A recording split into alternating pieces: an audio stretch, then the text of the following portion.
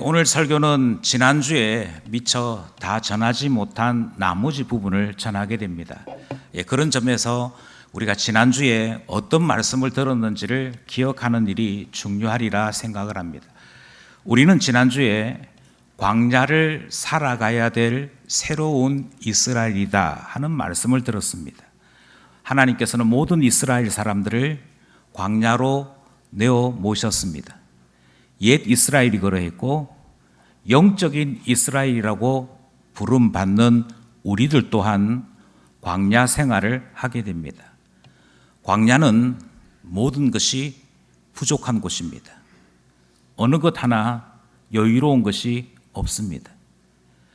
모든 것이 부족할 때 우리는 우리의 본성이 드러나고 밑바닥이 드러나게 되는 것이지요.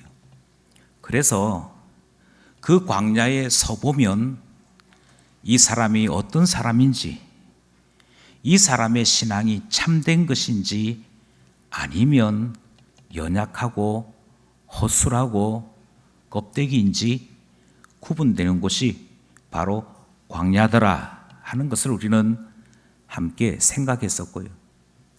이 광야를 지나가야 될 우리가 어떻게 지나갈 수 있느냐 하는 것에 대해 야고보서는 7개의 새로운 시각이 있지 않으면, 7개의 변화가 있지 않으면 이 광야를 지나갈 수 없더라 하는 말씀을 함께 나누게 된 것입니다. 그러는 중에 우리는 첫 번째로 은혜의 눈이 있어야만 광야를 지나갈 수 있는 것을 들었습니다. 주의 형제 야고보가 아니고 주 예수 그리스도의 종 야고보 되어질 때 우리는 광야를 지나갈 수 있음을 배우게 된 것이고요. 두 번째로 우리는 야고보서 말씀을 통해 우리 자신이 흩어져 있는 12지파, 곧 하나님께서 이 세상 속에서 우리를 기르시고 우리를 이끄시는 주님의 사랑받는 존재인 것을 확인할 수 있어야, 고백할 수 있어야 광야에서도 주와 함께하는 하나님 백성 될 수 있는 것을 살펴보았더랬습니다. 그리고 마지막으로 세 번째로 우리는 시험 당하는 일이 기쁜 일이다, 주님께서 우리의 유익을 위하여 허락하신 일이다 하는 것을 살펴볼 수 있었습니다. 그리고 오늘 우리는 네 번째 말씀을 들으려고 하는 것이지요. 우리 먼저 네 번째 말씀에 들어서기 전에 우리는 다시 한 번 더 하나님께서 우리에게 시험의 때를 허락하신다 하는 점을 기억하시면 좋겠습니다. 하나님께서 우리를 광야로 내모실 때, 그래서 우리로 하여금 그 광야에 서게 하실 때 주님은 그와 같은 광야의 삶이 이유가 있고 목적이 있다 말씀하십니다. 그것은 연단이지요. 연단시키고자 주님은 우리를 훈련시키십니다. 여기서 말하는 연단이란 마치 벌겋게 달구어진 새를 두들겨서 더 강하게, 더 단단하게 만드는 것과 같이 주님께서 우리로 하여금 연단하실 때에는 우리가 가지고 있는 실력이 더 깊어지거나 또는 맷집이 있어서 어떤 충격과 어떤 핍박 속에서도 흔들리지 않는 견고함 주시고자 연단하신다는 사실을 기억해야 할 것입니다. 그러므로 모든 어린 아이로부터 모든 하나님의 사람들은 이 연단의 때를 결코 피할 수 없습니다. 다시 말씀드립니다. 우리가 세상을 살면서 참 세상 살기 힘들다, 참 세상 사는 거 만만치 않다, 이 느낌을 가지실 때 돌아보십시오. 혹시 내 실력이 부족한 것은 아닌지, 혹시 내 마음이 어린아이 같아서 조그만한 자극에도 쉽게 울거나 어렵다고 주저앉거나 힘들다고 벗대고 있는 우리의 나약함이 있는 것은 아닌지 살펴야 할 것입니다. 참 신기한 것은 하나님은 우리의 육체와 우리의 영혼을 자꾸만 훈련시키십니다. 자꾸만 두드리심으로 단단하게 하십니다. 단단해져야만 견뎌낼 수 있는 곳이 광야이기에 주님은 우리를 시험하신다, 연단하신다. 이 사실이 세 번째 우리가 발견하는 변화된 눈, 변화된 가치관이었습니다. 그러니 하나님께서 나를 바꾸어 놓으시는 것에 대해 우리는 함께하는 마음으로 살펴볼 수 있어야 되는 것이지요. 모진 사람을 만났습니다. 희한한 말 들었습니다. 말도 되지 않는 억울한 상황을 만날 때가 있습니다. 그럴 때마다 항상 물으셔야 됩니다. 주님, 제가 무엇이 약해서, 무엇이 부족해서 이와 같이 훈련시키십니까? 그것이 시험에 대한 새로운 눈이고 시험을 이겨낼 수 있는 새로운 시각이 되는 것이지요. 이것이 세 번째이었다면 우리는 네 번째, 새로운 해결책을 보는 눈을 가져야 하는 것 배우게 됩니다. 새로운 해결책이란 우리가 시험을 통해서도 해결하지 못하는 문제들에 대한 것입니다. 여기서 우리는 다시 한 번 더 우리 자신이 두 가지 문제를 겪고 있음을 발견할 수 있었으면 좋겠습니다. 하나는 나 자신에 대한 문제입니다. 나 자신에 대한 문제는 하나님께서 연단하심으로 해결하십니다. 이것이 우리가 학교에서 배우는 것이고 좋은 스승 밑에서 배우는 것이고 우리가 책을 통해 훈련받는 것입니다. 이 모든 것들은 나 자신이 변화되어질 때 해결되는 문제들이기 때문에 그렇습니다. 실력이 나아지면 다른 사람들에게서 부름받습니다. 일자리 해결됩니다. 내 자신이 모든 어려운 상황 속에서도 단단해지면 저 사람과 일하고 싶습니다 하고 사람들이 요청하게 되어 있습니다. 그런데 여러분, 나 자신이 변화되는 것만 가지고 광야를 지나갈 수 있다고 생각해서는 안 됩니다. 다르게 말씀드립니다. 어떠한 능력을 가지셨든 얼마만큼 준비되셨든 결코 해결되지 못하는 문제를 만날 수 있다는 것이죠. 이것은 나의 한계를 넘어서는 문제들입니다. 인생에는 그런 문제들이 반드시 있습니다. 세상을 모르는 청년 때는요, 세상이 너무도 만만합니다. 저는 학교 졸업하자마자 저는 아버지하고는 다르게 살 겁니다. 저는 이 동네 사람들하고는 다르게 살 겁니다. 서울로 가서 장사를 할 것이고 거기에 있는 사람들 돈 싹 다 끌고 모아서 제가 떵떵거리며 살 것입니다. 이렇게 젊은 날에는 모든 것이 쉽습니다. 그래서 우리가 잘 아는 이야기 있지 않습니까? 어떤 가난한 한 아주머니가 달걀 한 판을 삽니다. 예전에는 달걀을 지프로 엮어서 가져가죠. 그래서 주렁주렁 달고 가는 이 계란을 들고 가면서, 달걀을 들고 가면서 꿈에 부풀어 있습니다. 어떤 생각이 부풀어 있냐면 이 30개의 달걀을 전부 다 병아리로 바꿀 것이다. 그리고 병아리로 바꾸고 난 다음에는 다시 이 병아리들을 잘 키워서 30마리의 닭을 만들 것이다. 그리고 이 닭들이 다시 알을 낳게 되어지면 그 알을 또 다시 병아리로 만들고, 그러니 아주 쉽다는 것입니다. 시간만 가면, 조금만 가면 30개의 달걀은 60개, 100개 늘어나게 되는 것이고, 이제 시간만 가면 나는 부자가 된다. 그게 다단계잖아요. 그게 다단계잖아요. 얼마나 세상을 만만하게 보는지요. 얼마나 우리의 광야 생활을 쉽다라고 유혹하는지요. 그런데 주님은 다르게 말씀하십니다.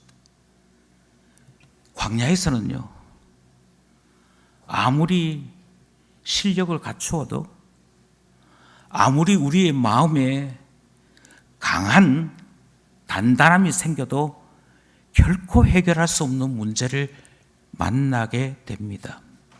그러기에 주님께서 이렇게 말씀하십니다. 그것이 5절 말씀이죠. 5절 말씀 함께 합독하겠습니다. 시작. 너희 중에 누구든지 지혜가 부족하거든 모든 사람에게 후히 주시고 꾸짖지 아니하시는 하나님께 구하라. 그리하면 주시리라. 아멘.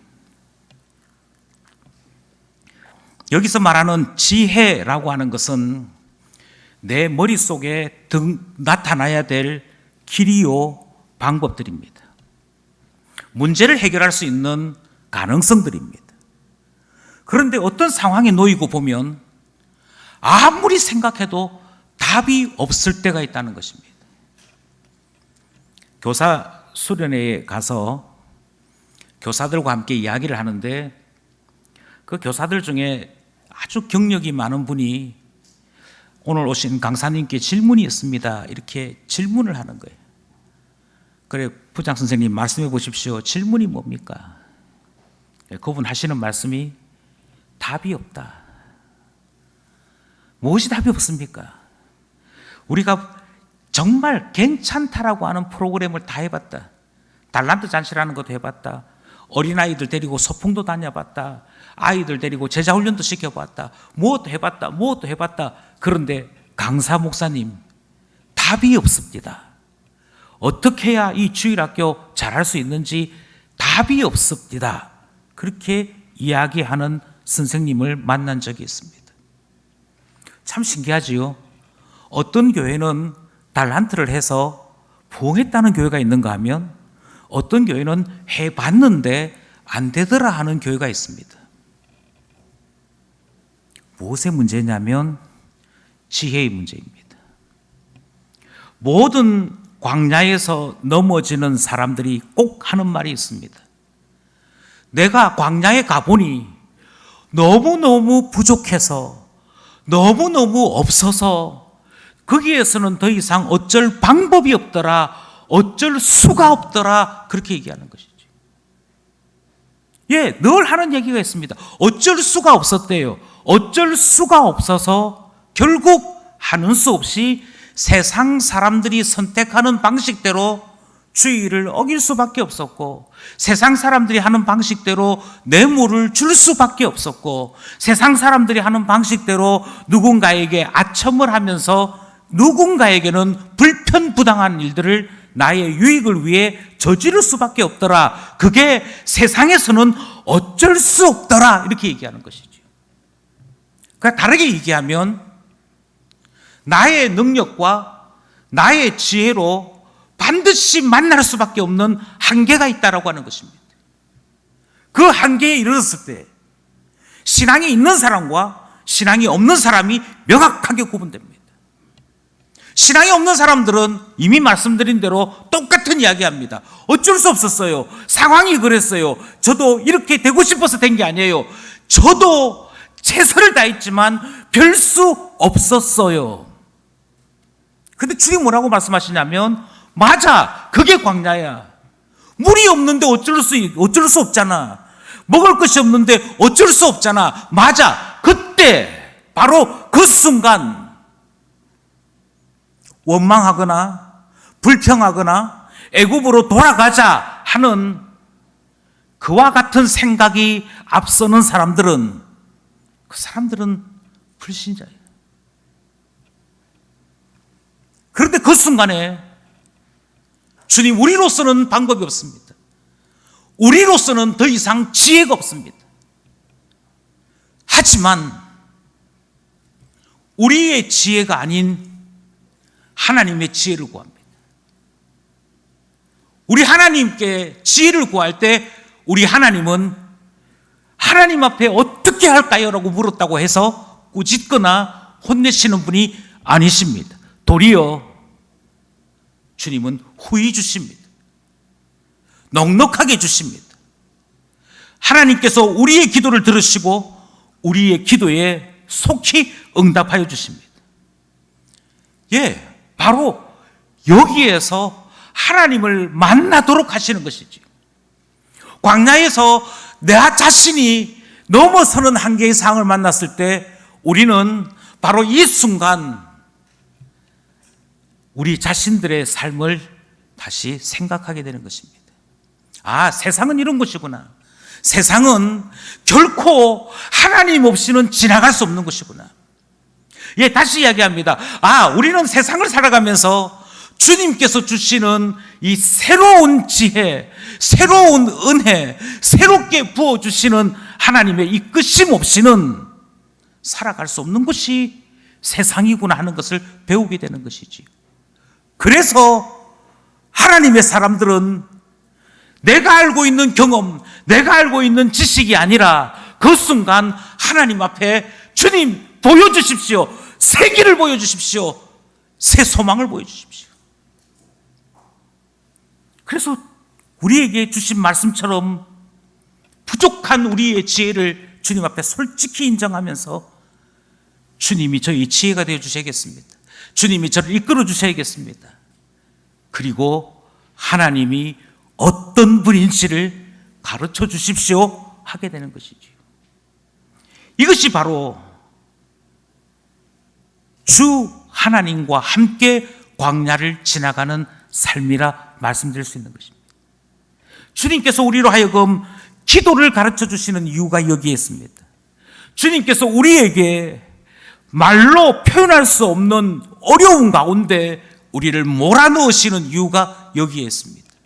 반드시 거기에서 하나님을 만나야만 우리는 광야를 지나갈 수 있습니다. 그런 점에서 우리는 반드시 믿음의 사람 되어야 합니다. 다르게 말씀드려서 기도할 줄 아셔야 합니다. 기도할 줄 안다는 것은 내 힘으로 세상을 사는 것이 아니라 반드시 주님께 나 자신을 맡김으로 세상 살 수 있음을 고백하는 일이기 때문에 그렇습니다. 신앙대로 살아야지 그렇게 하시면서도 정작 기도하시지 않는다면 인정하셔야 됩니다. 내가 아직도 신앙대로 살고 있지 않구나. 아마 제자들이 만난 상황 가운데 가장 곤란했던 상황은 그들이 가지고 있는 실력이나 그들이 가지고 있는 단단함으로도 해결하지 못했던 한 문제 앞에서 좌절했던 경험일 것입니다. 그것은 귀신을 쫓아내는 일이었습니다. 귀신을 쫓아내는 일은 사람의 실력으로 해결할 수 있는 문제들이 아니었습니다. 그리고 주님께서 가르쳐 주신 방법대로 소리도 질러 보았는데 귀신이 떠나지 않는 것입니다. 견디지 못한 부모가 그 아이를 데리고 예수님께 가서는 당신의 제자들은 해결하지 못합니다. 당신이 해결하십시오 하고 예수님께 직접 가서 해결받는 일이 있었습니다. 그날 밤에 제자들이 묻지요.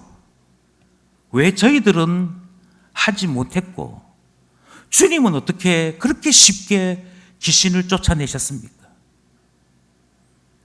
그때 우리 주님의 대답이 이러했습니다.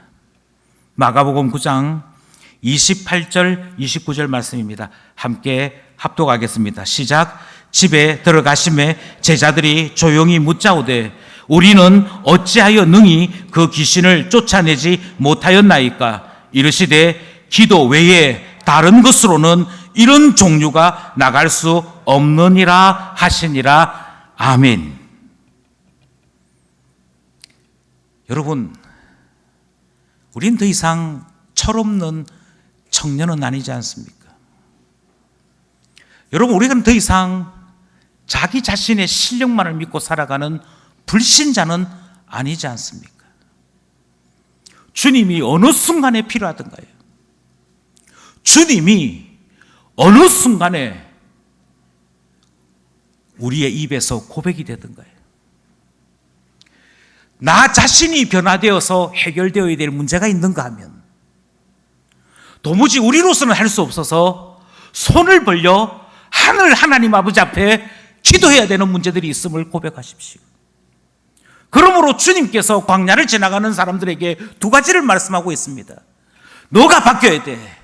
너가 단단해져야 돼. 그것을 말씀하실 때가 있고요. 너희로서는 안 돼. 너희로서는 이와 같은 종류를 해결할 수 없어. 뭐 해야 됩니까? 기도해야 돼.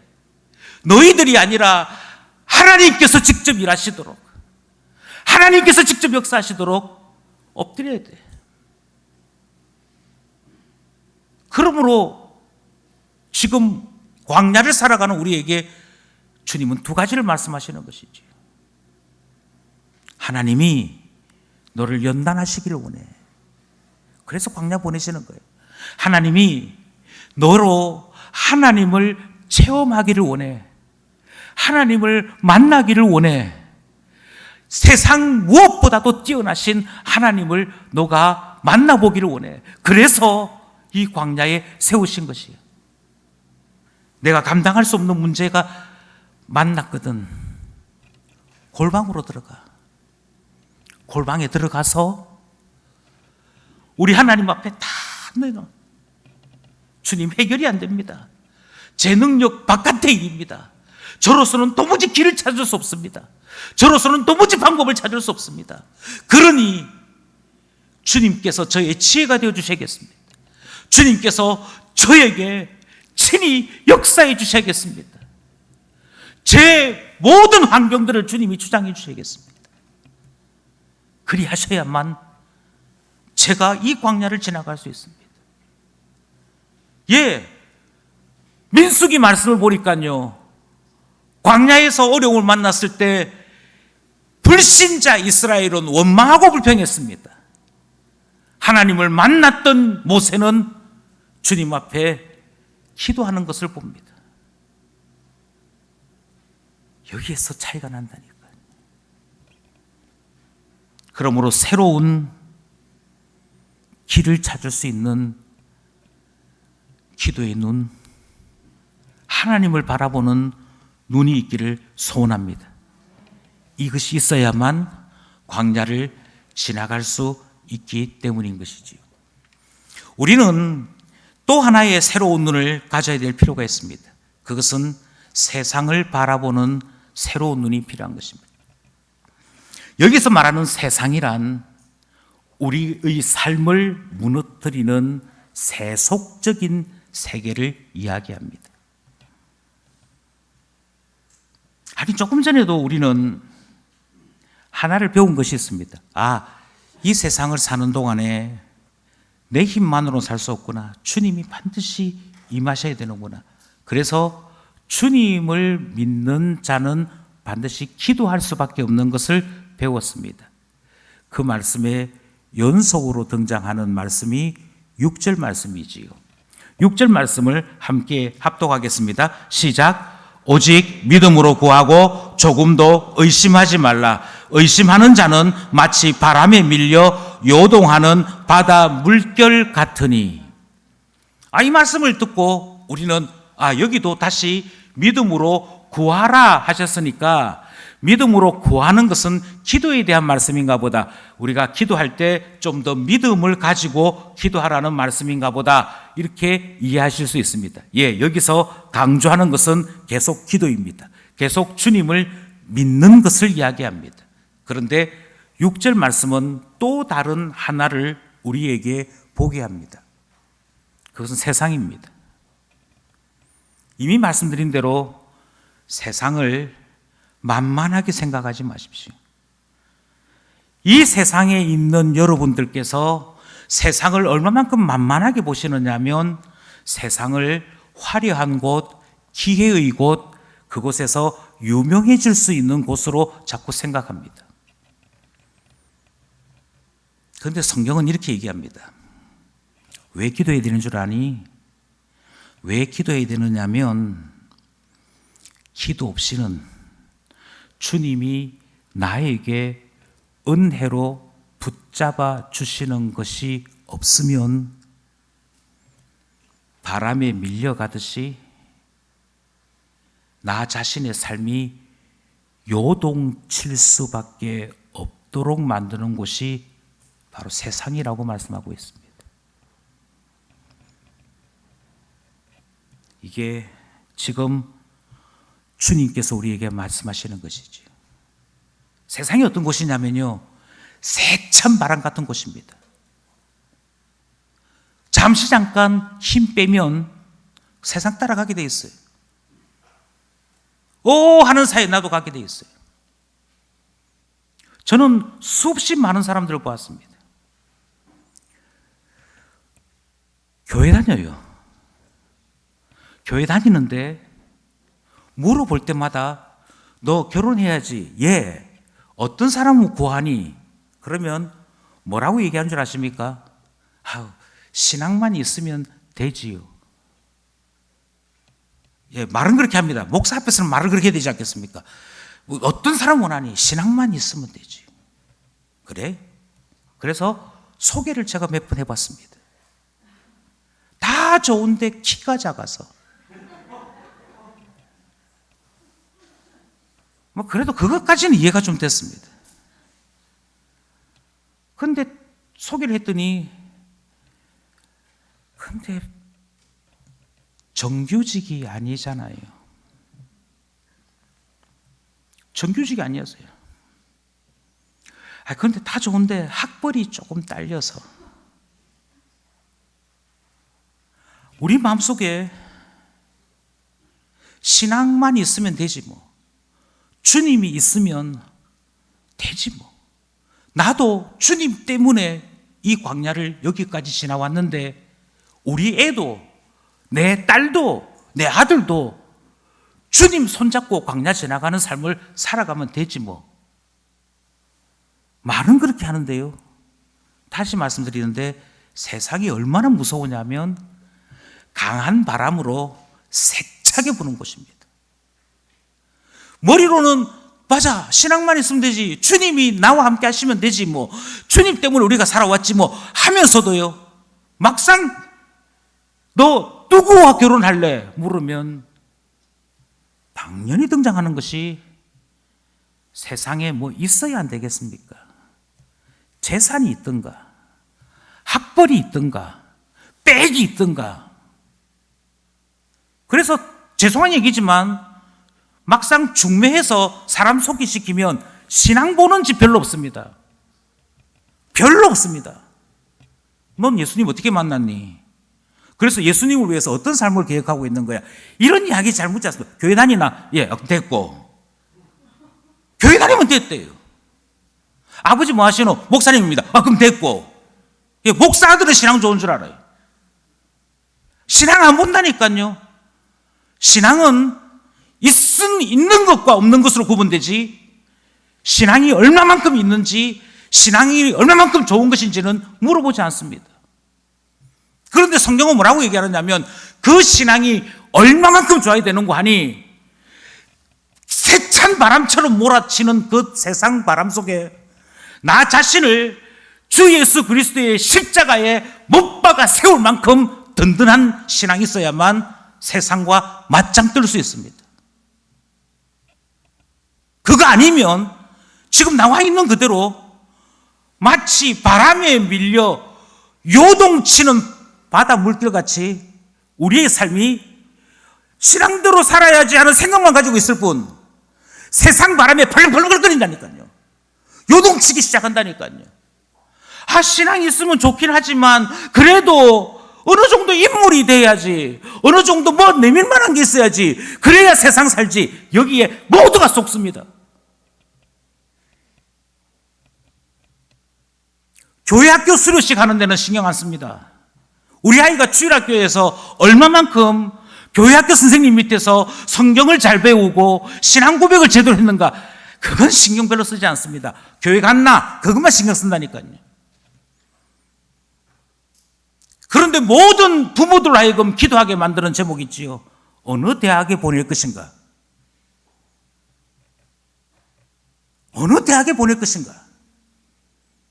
우리의 마음속에 세상은 너무도 강한 바람입니다. 얼마나 강한지 모릅니다. 그래서 주님의 말씀보다도 세상이 가르치는 교훈에 우리의 삶이 요동치기 시작합니다. 좋은 대학 보내면 은혜 입은 것 같아요. 우리 아이가 조금 실력이 떨어지는 지방대학을 가면 하나님께서 내 기도에 응답 안 해주신 것 같고 은혜 덜 받은 것 같아요. 대학에 떨어져서 재수라도 하게 되면 내가 마치 하나님의 버림받은 듯이 살아가요.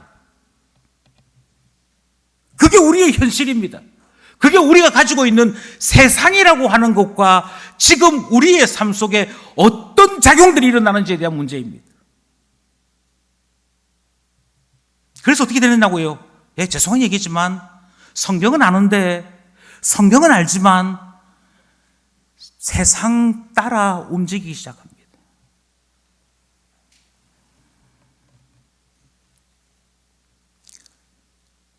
후배들이 목사님 밑에서 배우고 싶습니다. 그래, 와라. 우리 교회 와라. 우리 교회가 사택은 못해줘. 우리 교회가 사례도 지금 받는 것만큼 줄 수는 없어.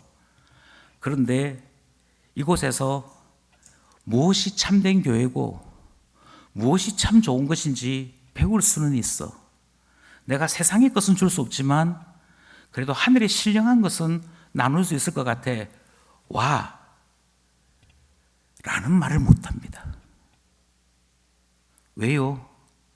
교회마저도 담임 목사 구할 때 앞에 있던 교회 교인이 몇 명 있는 교회였습니까? 그곳에서 전도사를 했던, 강도사를 했던, 부목사를 했던 제가 2,000명 모이는 교회에 있었습니다. 그러면 우리 교회에 맡을 수 있겠네. 죄송한 얘기지만 어디까지 공부하셨습니까? 제가 고려신학대학원 목회학 석사 가지고 있습니다. 그것 가지고는 힘들고 혹시 박사 학위는 없습니까? 오겠다는 후배를 오라고 말을 못해요. 미안한데 너 큰 교회 가라. 아니 선배님, 제가 선배님 밑에 배우고 싶습니다. 아는데 내가 살아보니까 교회도 학벌 따지더라. 교회도 경력 따지더라. 교회도 세상하고 똑같아서 스펙 따지더라. 그래서 이 현실을 내가 너무도 잘 알기에 우리 교회 같이 작은 교회에 와서 같이 일하자, 이 말 난 못하겠다. 큰 교회 가라.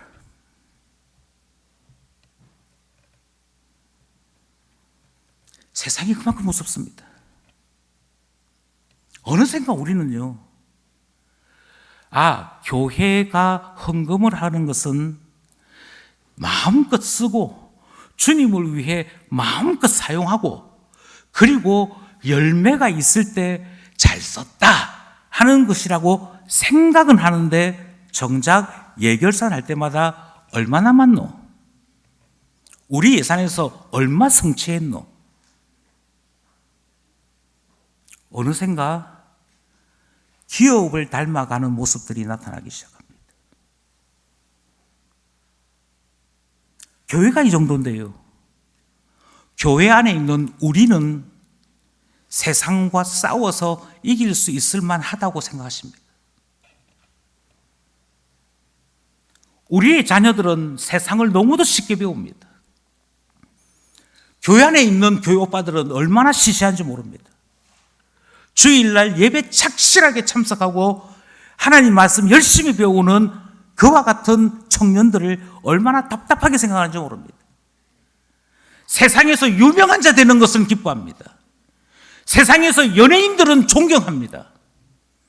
그러나 오늘 하루 하나님 말씀 앞에 나 자신을 비추고 하나님 말씀대로 살고자 몸부림치는 하나님의 사람들은 귀하게 여기지 않습니다.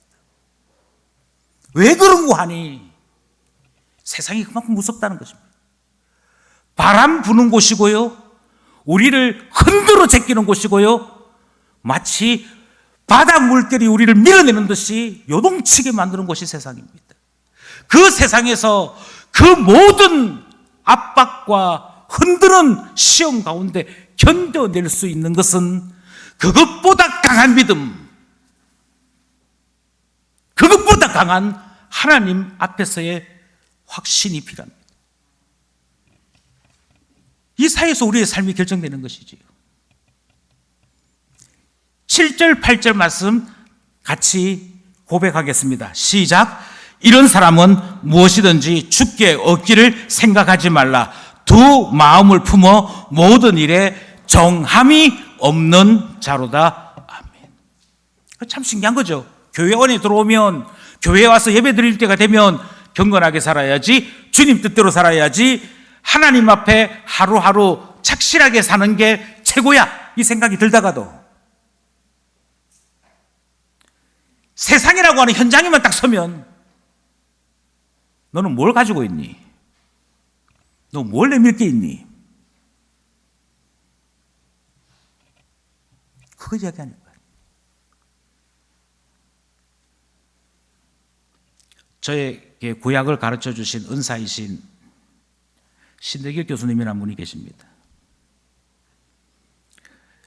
이분은 실력으로 이야기해서 결코 어떤 석학과 비교했을 때 부족함이 없다고 저는 생각합니다. 본인도 그렇게 생각하신 적이 있대요. 아유, 뭐 학위가 뭐 중요해. 내가 공부 열심히 하고 나 자신이 학문적으로 계속 심화하는 것이 중요하지. 그런데 어느 날 박사 학위를 왜 공부하게 되었는가에 대한 설명을 하시는데 이렇게 얘기하시더라고요. 나는 지금 논문을 발표하는 저 사람보다도 내가 더 낫다고 생각을 하기는 하는데 정작 박사 학위가 없으니까 말할 기회를 주지 않더라. 그래서 계속 학문을 하려면 어쩔 수 없이 학위는 있어야겠구나 생각하고 뒤늦게, 다른 사람보다 좀 더 늦게 학위를 마치게 되었다 하는 이야기를 하신 적이 있습니다. 예, 그 사이에 우리가 서 있습니다. 그 사이를 우리가 살아가고 있습니다. 주일날 내가 가지고 있는 재산이나 수입이나 여건이 다른 사람한테 내밀 만큼 되면 은혜 받은 것 같고, 내가 나이가 이제 40이 되고 50이 되고 60이 되었는데 내가 도대체 뭘 남겼지? 남아있는 게 없네 싶으면 영적인 침체까지 경험하게 되는 것은 세상에 밀려 요동하기 때문입니다. 두 마음을 품고 있기 때문입니다. 그래서 어느 날은 세속적이었다가 어느 날은 영적이었다가 왔다 갔다 하는 겁니다. 그리고 성경이 이렇게 얘기하는 거죠. 이렇게 무서운 게 세상이다. 이렇게 무서운 게 세상이다.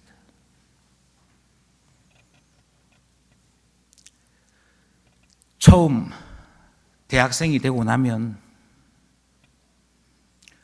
맥주 한 잔씩 마시는 거 재밌습니다.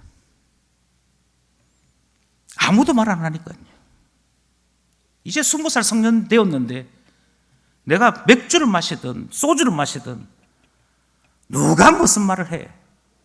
그리고 당당하게 맥주잔을 딱 들고 사진을 찍고 그것을 SNS에 올리는 나 자신이 뿌듯해지기 시작합니다. 예, 이런 마음 가지게 하는 곳이 세상이라니까요. 당당하게 편의점 가서 담배 하나 주세요, 이 말 할 수 있는 나 자신이 대단히 자랑스러울 때가 있습니다. 예. 그러다가 목사가 이렇게 이야기하면 그때 갑자기 또 부끄러워지기 시작하는 거죠. 아, 들켰나? 사진 빨리 내려야겠네. 야, 이게 두 마음입니다. 이 생각이 있다면 이미 나는 세상에 요동치는 삶을 사는 것입니다. 아, 우리 아이에게 좀 더 고급 가외를 시켜야 될 텐데, 쪽집게 선생님 붙여야 될 텐데,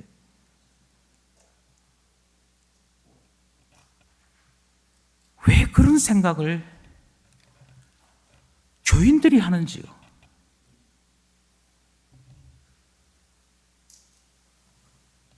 아니요, 세상을 너무 만만하게 생각하시는 겁니다.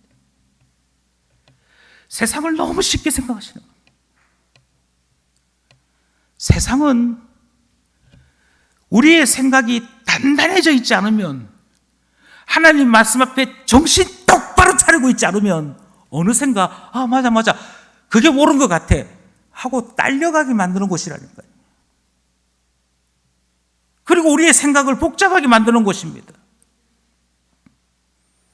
그래서 주님은 다시금 물으시는 것이죠. 너 세상 속에서 너는 누구니? 세상 따라가는 자니? 세상이 그리로 갈지라도 저는 하나님 말씀 따라 이렇게 살겠습니다. 그렇게 하는 자니?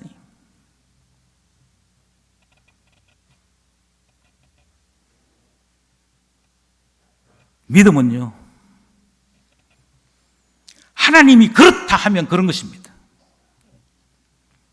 믿음은요, 성경이 그렇다 하면 그런 것입니다. 우리에게는 혼란은 없습니다. 우리에게 변덕은 없습니다. 그것이 믿음으로 오늘 하루하루를 살아가는 광야의 걸음을 걸어가는 사람들의 모습이기 때문인 것이지요. 그러므로 세상과 맞서 싸워 나의 삶의 자리를 지킬 수 있는 우리 모두 될 수 있기를 소원합니다. 남들이 그러니까 남들이 그러던데요, 모두 그러던데요, 대부분 그렇게 하던데요. 그러면 빨리 자기 자신을 발견하십시오. 아, 내가 세상에 흔들렸구나. 여섯 번째로 주님이 우리에게 말씀하시는 것은 바로 세상이 가지고 있는 가장 강력한 시험, 돈에 대한 것입니다. 돈을 새롭게 볼 수 있어야만 광야를 지나갈 수 있습니다. 9절로부터 11절까지 말씀을 읽도록 하겠습니다. 함께 합독하겠습니다. 9절 말씀 시작합니다. 낮은 형제는 자기의 높음을 자랑하고 부한 자는 자기의 낮아짐을 자랑할지니 이는 그가 풀의 꽃과 같이 지나감이라. 해가 돋고 뜨거운 바람이 불어 풀을 말리면 꽃이 떨어져 그 모양의 아름다움이 없어지나니 부한 자도 그 행하는 일에 이와 같이 세잔하리라. 아멘. 세상이 우리를 요동치게 만드는 여러 가지가 있습니다만 야고보서는 다른 그 어떤 것은 거의 언급하지 않습니다. 돈요. 돈 앞에 서면 사람들이 한없이 약해지기 때문입니다. 지갑에 돈이 있으면 내 믿음도 든든해지기 시작합니다. 그런데 지갑에 돈이 없으면 내 믿음도 초라해지기 시작합니다. 이것 해봅시다. 우리 돈 얼마 남아있노? 재정부에서 얘기합니다. 목사님, 장로님 걱정하지 마십시오. 우리 재정 잔고 한 2천만 원 남아있습니다. 그래? 합시다. 그건 신앙이 아닙니다. 돈이지. 그건 돈의 힘이지 신앙이 아닙니다. 이거 해야 됩니다. 해야만 하는 일입니다. 그런데 우리 재정 얼마 남아있는데 마이너스인데요. 하지 맙시다. 필요한 줄은 알겠으나 반드시 해야 되는 줄 알겠으나 돈이 없는데 어떻게 합니까? 이게 우리 안에 이미 학습되어 있는 유혹들이고 시험들입니다. 얼마만큼 웃기느냐면요, 여기에 9절에 등장하는 낮은 형제라는 말은 가난한 형제의 말입니다. 낮다는 말은 경제적인 수준이 낮다는 얘기거든요. 그 낮은 형제들은 교회 안에서도요, 길을 못 펴요. 근데 성경이 뭐라고 말씀하시냐면, 아니 그렇지 않아. 돈에 따라서 우리의 신앙이 이렇게 되고 저렇게 된다면 신앙 아니야. 오히려 신앙이 있다면 가난한 형제일수록 자신이 가지고 있는 부유함을 자랑해야 돼. 그렇게 말씀하지. 난 부자예요. 내 수중에 현금으로 100억씩 있는 사람이라고 합시다.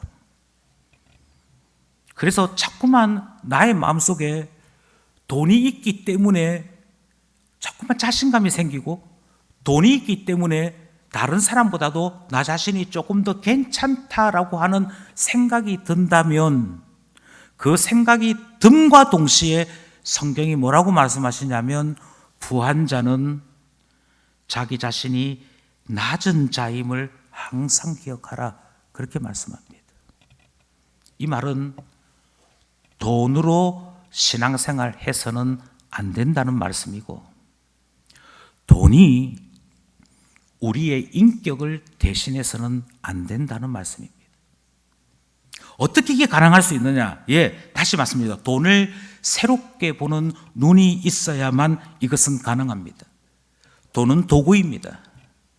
주님께서 우리에게 도구로 주신 것이 돈입니다.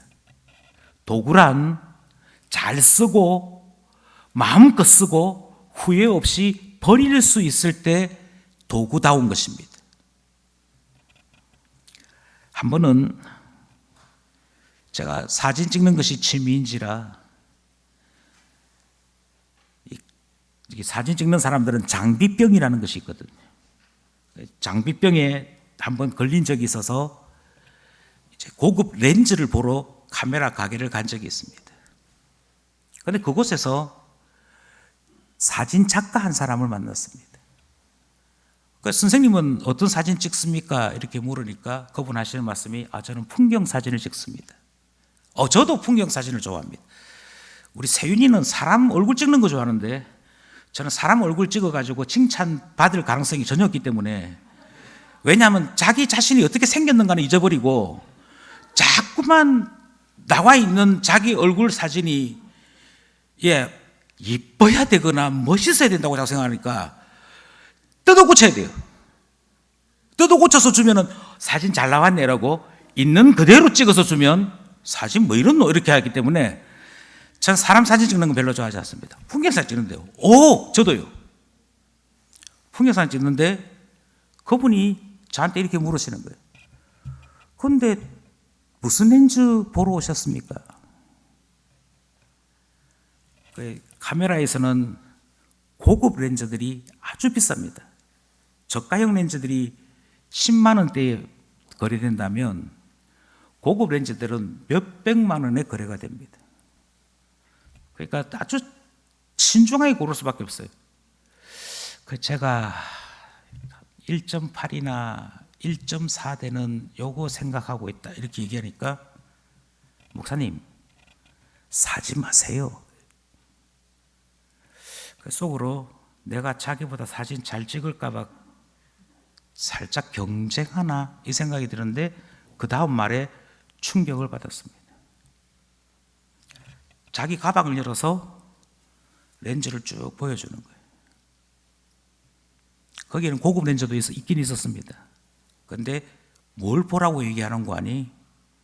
목사님이나 저나 풍경 사진 찍는 사람들인데, 풍경 사진 찍게 되면 바디든 렌즈든 스크래치는 생길 수밖에 없습니다. 상처가 날 수밖에 없습니다. 그런데 너무 고급 렌즈를 사면 그 렌즈 보호하느라고 용감하게 피사물 앞에 다가설 수가 없습니다. 용감하게 바닥을 구를 수가 없습니다. 험한 풍경 안으로 들어갈 수가 없습니다. 피사체에 가까이 다가서지 않으면 결코 좋은 사진 찍을 수 없습니다. 그러니까 사진을 찍어서 스크래치가 나도 괜찮다 싶은 렌즈를 사셔야 좋은 작품 활동할 수 있습니다. 그렇게 말씀하시는 거예요. 돈이 주인이면 돈을 쓰지를 못합니다.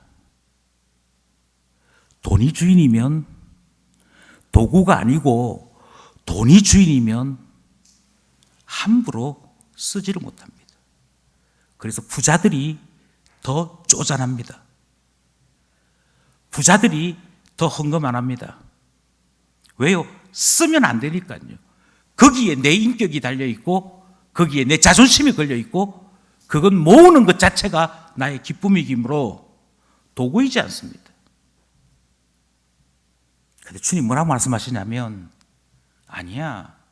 돈이 가치가 될 수 없어. 돈이 너희들의 인격이 될 수 없어.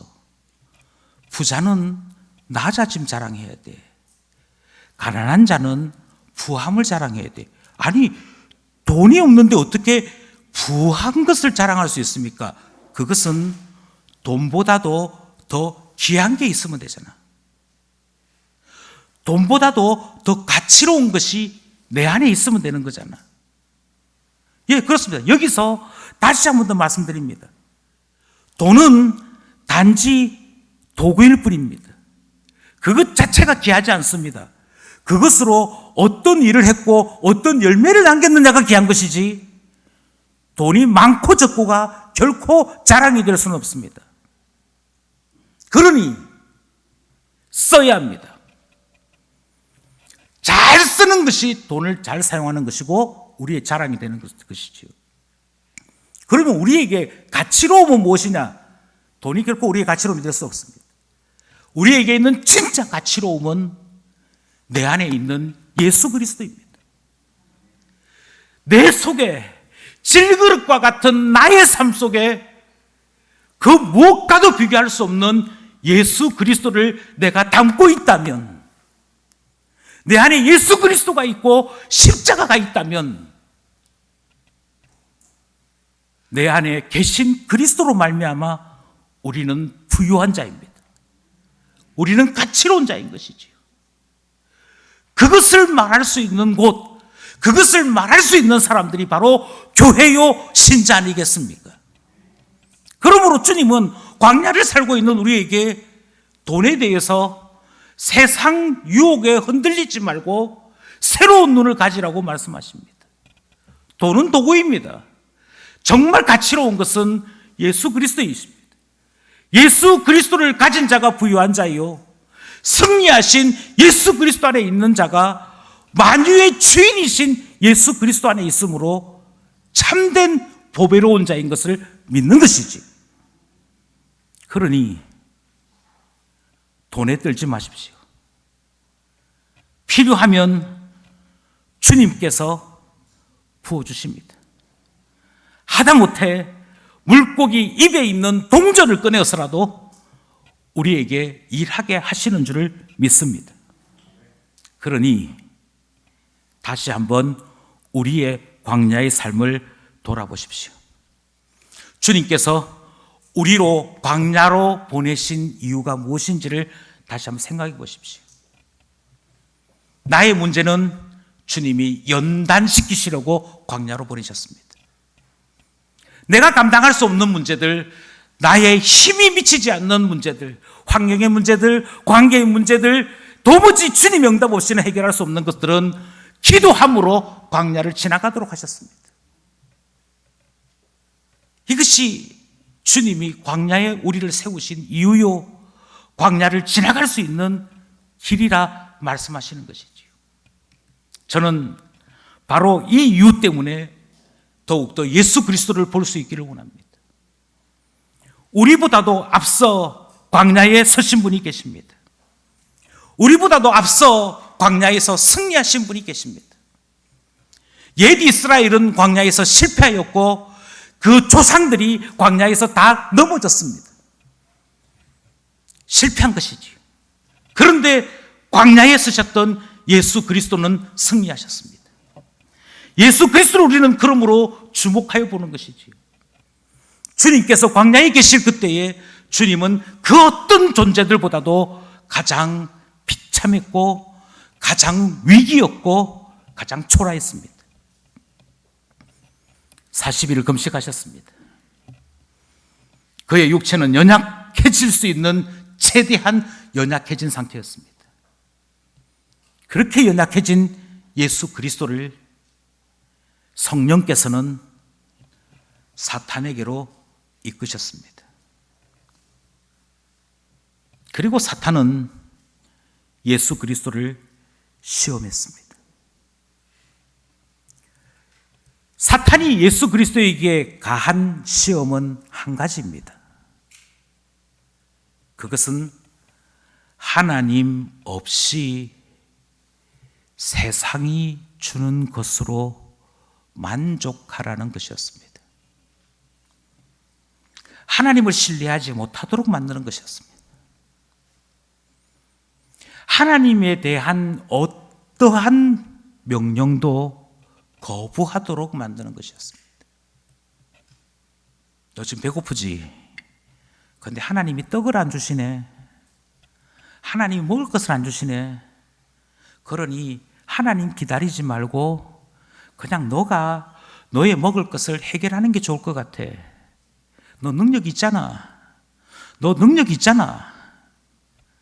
이 돌을 떡으로 만들어 먹는 게 나아. 무슨 하나님을 기다리니? 그때 주님이 하신 말씀이 이렇습니다. 하나님의 입에서 나오는 그 말씀, 그 생명의 떡, 그것으로 우리는 살아간다. 광야에서 승리하신 주님이 어떻게 승리하셨는지를 다시 한번 보십시오. 한 번은 사탄이 예수 그리스도를 성전 꼭대기 위에 세웁니다. 그리고 천하만국을 보여주지요. 이 모든 세상 영광 지금 너에게 줄 수 있다. 나에게 절 한 번만 해.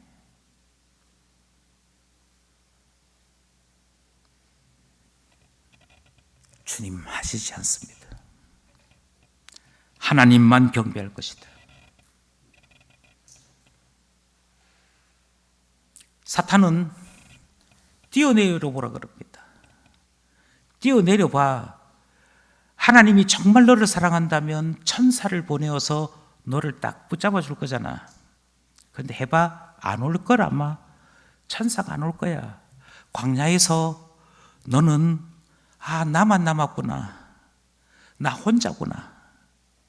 외롭다, 힘들다, 그거 느끼게 될 거야. 하나님이 너 도와줄 것 같아? 그거 시험한 것이지요. 그런데 주님이 이렇게 말씀하십니다.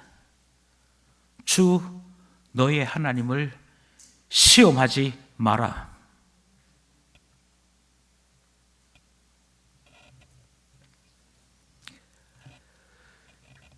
주님은 그렇게 광야에서 승리하셨습니다. 누구도 흔들 수 없는 하나님에 대한 믿음으로, 하나님에 대한 철저한 신뢰로 광야의 시험을 이기셨고 승리하셨습니다. 사랑하시는 형제 자매 여러분, 지금 우리는 광야에 서 있습니다. 지난 한 해 우리는 너무도 힘든 한 해를 보내었고 새로운 한 해도 언제 제자리로 돌아올는지 아직까지는 장담할 수 없는 광야길을 걸어가고 있는 중에 있습니다. 경제가 힘들다 하는 그 소식에 우리의 영적인 침체가 오기도 하고, 경제가 나아진단다 그러면 소망이 강해지는, 세상 따라 요동하는 삶을 살아가고 있는 우리의 실존이 여기에 있습니다. 그러나 그렇게 해서는 광야를 지나갈 수 없습니다. 어떤 사람 되어야겠습니까? 광야에서 우리는 어떤 사람 되어야만 이 인생 광야길을 지나 승리하신 그리스도와 함께 하나님 나라에 이를 수 있는 것입니까? 다시 한번 생각해 보시고, 주의 말씀이 우리에게 가르치는 바대로 변화하여 이 광야길 걸어가는, 승리하는 우리 모두 될 수 있기를 간절히 소원합니다. 기도드리겠습니다.